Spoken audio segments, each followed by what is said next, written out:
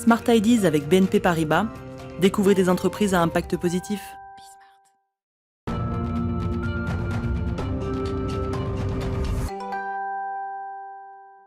La bonne idée du jour, c'est celle de Lucille Bataille. Bonjour, vous êtes docteur en pharmacie, fondatrice de La Beauté, marque de cosmétiques engagée. Vous faites du sur-mesure et vous voulez lutter contre le gaspillage. On peut peut-être commencer par ça ? Oui, absolument. Effectivement, moi j'ai la conviction que en fabriquant des produits dont les gens ont besoin, donc des produits sur mesure, on peut activement lutter contre le gaspillage parce que derrière vous fabriquez à la demande et puis vous garantissez, vous mettez toutes les chances de votre côté pour que les gens terminent le produit que vous avez créé pour eux, puisque vous avez pris le temps de vous intéresser aux besoins, à ce qu'ils aiment aussi, la texture, le parfum, très important en cosmétique, leur tolérance. On fait tout ça et ensuite seulement on produit et on ne fabrique que ce que nos clientes ont commandé. Oui, c'est ça, vous faites du sur-mesure. C'est assez inédit, expliquez-nous. Oui, on fait du sur-mesure et on fabrique à la demande. Donc notre sur-mesure, notre approche, vous avez une expérience qui peut être différente en fonction du canal que vous choisissez.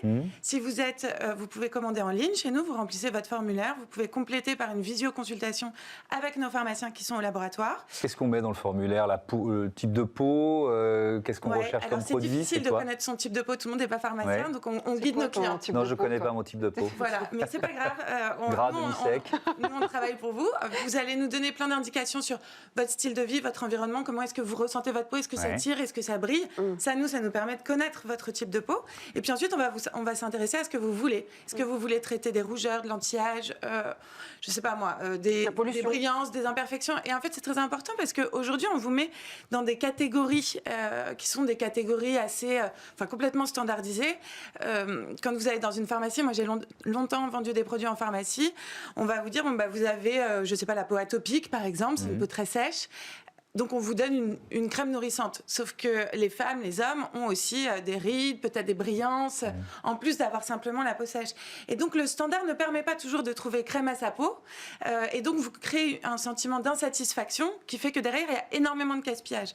Vous avez 46% des Français qui déclarent ne pas terminer leurs soins. C'est ça, les jeter, jeter les produits avant de les avoir finis. Ouais. Pourquoi ? Parce qu'ils ne sont pas satisfaits du coup ? Absolument, absolument. En fait, la cosmétique, c'est un petit peu comme votre assiette. Quand c'est très bon et que vous êtes très content, vous terminez votre assiette. Alors que quand vous n'êtes pas complètement convaincu, vous ne terminez pas. Et les produits qu'on oublie trop souvent dans notre salle de bain sont des produits qui finalement n'ont pas rempli toutes leurs promesses. Vous avez 3 sources d'insatisfaction. La première, c'est je ne trouve pas que mon produit soit vraiment adapté à ma peau. La deuxième, c'est j'ai pas aimé le parfum, la texture.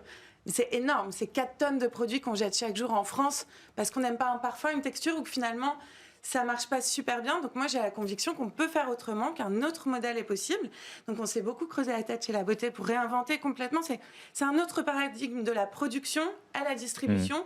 On est en direct, en circuit court, on fabrique une fois qu'on sait ce qu'il faut créer pour nos clients. Et puis, au lieu de faire de la masse standardisée, on fait de la fabrication personnalisée à la demande. Quelques chiffres, 13 salariés, 2 laboratoires à Paris, un brevet déposé, un chiffre d'affaires réalisé 80%, 90% en ligne, c'est ça à peu près, et une croissance annuelle depuis 2017 de 80% malgré la crise. Et vous, l'actu, c'est que vous êtes en pleine opération de communication anti-gaspi, c'est ça, en ce moment ? Oui, on a lancé une opération qui s'appelle La Beauté hack La Beauté, avec un jeu de mots bien sûr, puisque nous, La Beauté, L-A-B-O-T, c'est la contraction de laboratoire et de beauté. On invite en fait tout le monde à s'interroger sur sa consommation et à faire un peu de tri dans sa salle de bain. Nos armoires à salle de bain regorgent de produits qu'on ne termine pas. Nous, on propose à chacun de donner une seconde vie à ces flacons. Donc, on invite nos clientes. L'opération marche en ligne ou en boutique. En boutique, vous nous rapportez votre peau que vous vous apprêtez à jeter. Nos pharmaciens... D'une autre marque alors, Oui, bien sûr.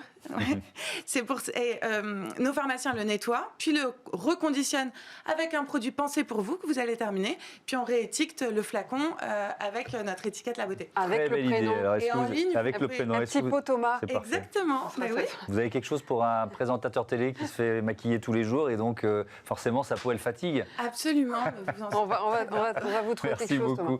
Merci d'avoir participé Merci à vous, merci à de ce votre Smart invitation. Ideas. Merci beaucoup. Voilà, c'est la fin de notre émission. Merci Émilie, on se retrouve Merci Thomas. vendredi prochain, évidemment, pour un autre grand entretien, un autre Smart Impact. D'ici là, bonne journée, bon week-end sur la chaîne des Audacieuses. Et des audacieux. On a inversé aujourd'hui. Et puis je vous retrouve demain pour Smart Future, l'émission des entreprises qui innovent. Salut.